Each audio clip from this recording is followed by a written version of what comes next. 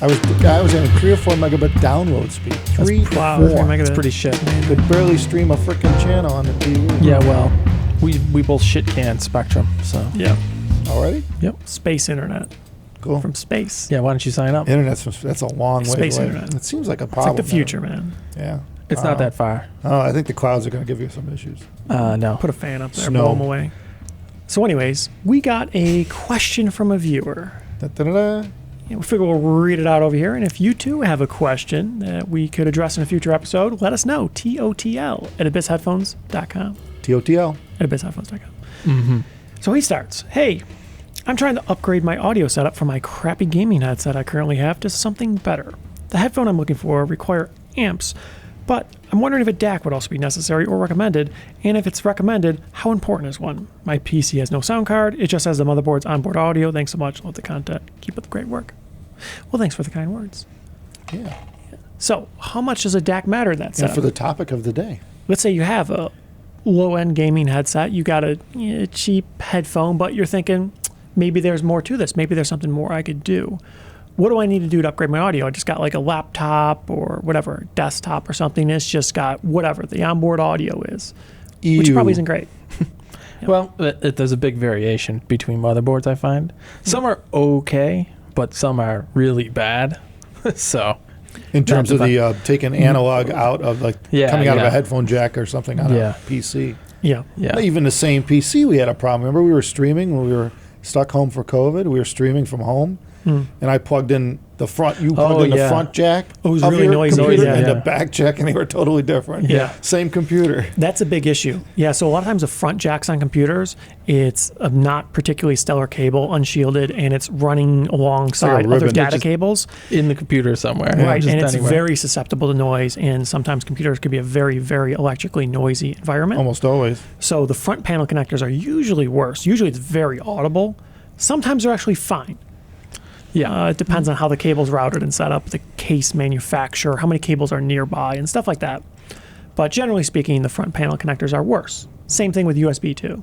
Just you don't quite hear it. So that being said, what's the best way to deal with that? External DAC. Get it out of the computer. Get the damn digital audio out of the computer. And That's a good start. If you notice noise, especially on some of the things you notice, like cell phone noise, the interference from your phone getting picked up on the computer through the audio, you hear that like type noise.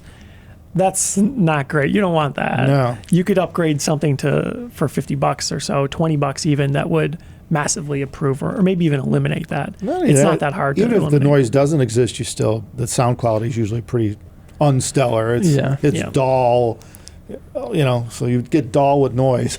It depends on the implementation, which is always a challenge, It has right? gotten better, though. Has it? Newer stuff is significantly better I than know it on used the to be. Mac laptops, it's been pretty good. I mean, the sound quality isn't bad coming out of like the... Yeah, it's pretty They're good. fine. If It's you okay. still have one that has a headphone jack. Yeah. They all have headphone jacks. Do they? I remember back in All the early laptops. days of PCs, like the 90s or so, 2000s, when PC building started to kind of sort of be a thing.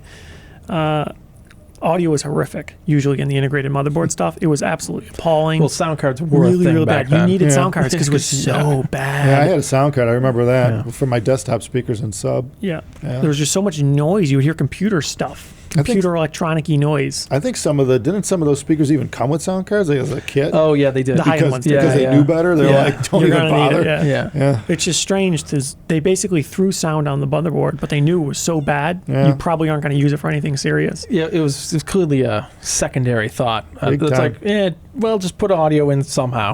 It still kind of is. It's a different story now, though. They Now, do think about it. They most actually put it in implementations- we actually thought about audio. Yeah, a lot of times they have like little, on at least like the $150 motherboards and up, they have little lights to show you an illumination through the PCB material to show you that there's no ground planes and everything's isolated on the audio section. Cool.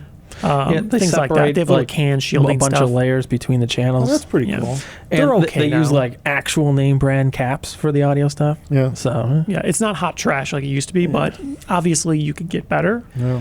But the question being, how much does it matter if you have a cheap headset? If you're running a low-end headphone, a cheap gaming headset, they're not known for high fidelity. You might be surprised, though. I mean, some of the cheaper headsets sound bad because they're not given a chance. In other words, they're not hooked up to something that, I've seen a number of people that have, mediocre headphones, and you plug it into like our $20,000 system. It actually doesn't sound so bad. Yeah, just the value proposition there is pretty poor. Yeah, but you normally wouldn't be doing that. I mean, agreed that obviously a higher-end headphone is going to scale way higher. Right. Well, yeah. But the thing is, it's like comparing that to just plugging into a motherboard. I think anything would be better, honestly, for the most part. I find like on my studio monitors, when I use them, they're just plugged into the stock audio and it's fine.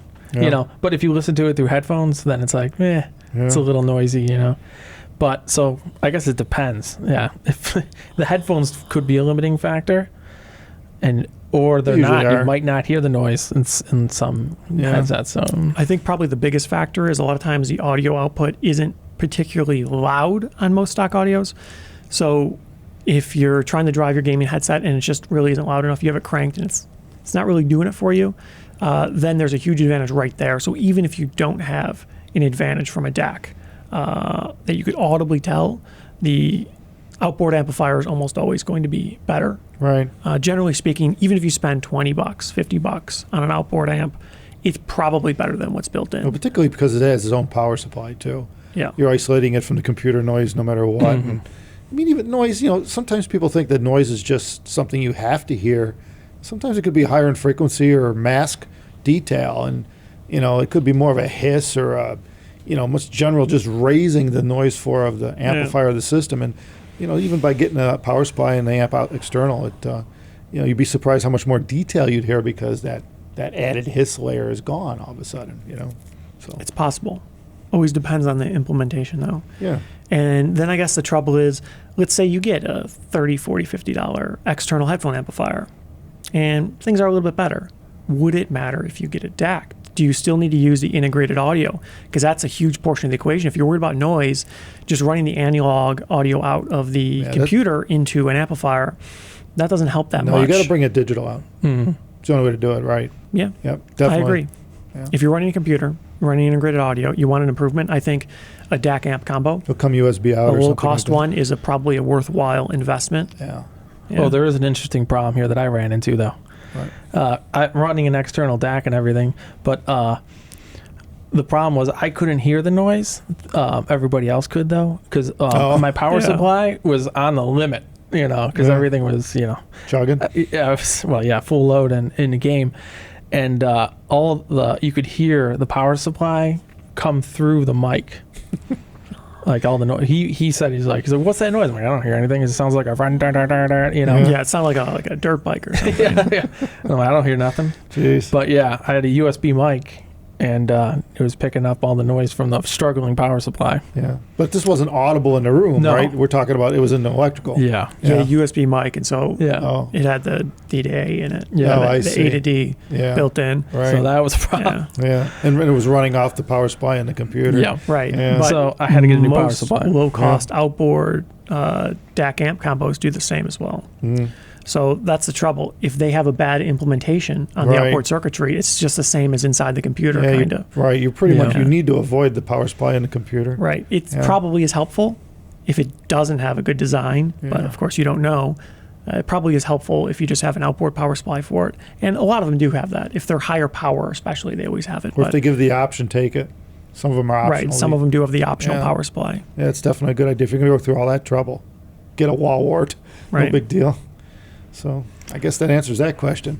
Do it. Maybe. You want to improve audio? Do it. It's worth a shot. Get outside the computer. Yeah. And get a good power supply. Yeah. It was a good power supply that I had. It just was low power. In the computer? Yeah. Well, that actually turned out longer than I would have thought it would have, given the comment. But I guess we have some experience. But again, just like everything, it's there's always different circumstances, so you got to just try stuff out, I guess. Yeah. So there's no one solution fits all kind of thing. So if you like that episode, give us a thumbs up, leave a comment down below, or you can email us at totl@abyssheadphones.com for any questions you have. Thanks for watching. Thanks, everyone. Take care.